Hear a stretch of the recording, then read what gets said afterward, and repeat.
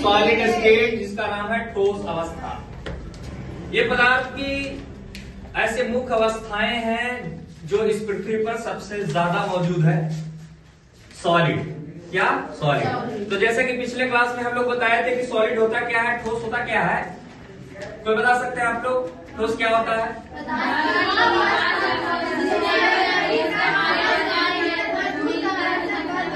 जिसके अवयवी कण जो होते हैं मजबूत आकर्षण बल द्वारा बंधे होते हैं। यस और नो।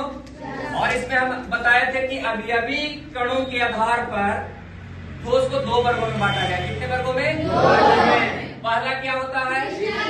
पहला क्रिस्टलीय और दूसरा क्रिस्टलीय। क्या होता है बाबू?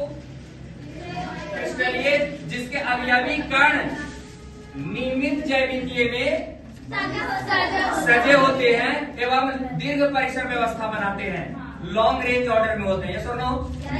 उसके बाद अक्रिस्टलीय बताए थे, इसके जो अवयवी कण है, अवयवी कण का मतलब अणु, परमाणु और इसके जो अवयवी कण होते हैं वो निश्चित ज्यामितीय में सजे नहीं होते हैं और लघु परिसर व्यवस्था बनाते हैं। तो वैसे ठोस को हम लोग अक्रिस्टलीय ठोस कहेंगे। इसके बाद हम लोग विद्युतीय गुणों के आधार पर ठोसों का वर्गीकरण किए थे, पदार्थों का वर्गीकरण किए थे। यस और नो।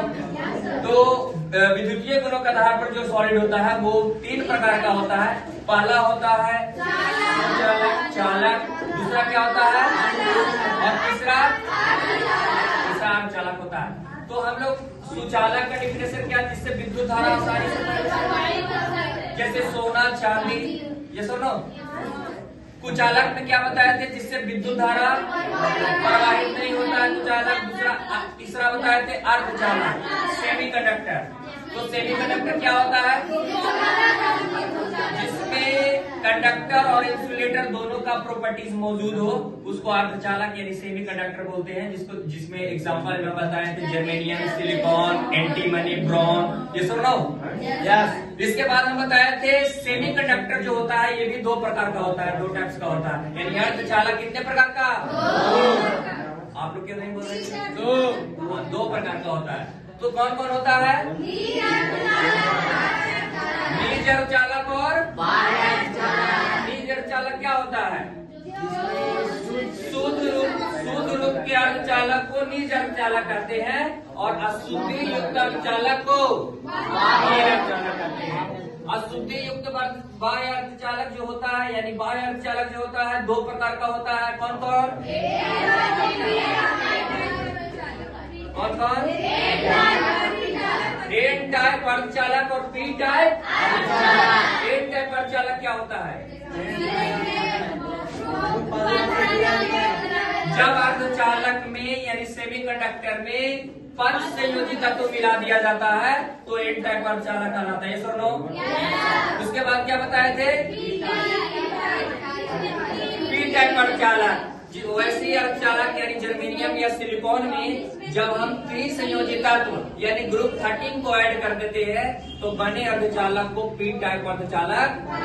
इसके बाद हम लोग चुंबकीय गुणों के आधार पर सॉलिड को क्लासिफाई किए थे, जिसमें दो प्रकार का होता है, पैरामैग्नेटिक और डायमैग्नेटिक, यानी अणुचुंबकीय और तो अणुचुंबकीय को बताए थे कि अणुचुंबकीय क्या होता है? अणुचुंबकीय में अयुग्मित इलेक्ट्रॉन पाए जाते हैं और ये चुंबकीय क्षेत्र में आकर्षित हो जाता है। यस और नो। उसके बाद प्रतिचुंबकीय बताए थे कि प्रतिचुंबकीय में केवल युग्मित इलेक्ट्रॉन पाए जाते हैं, युग्मित इलेक्ट्रॉन पाए नहीं जाते हैं।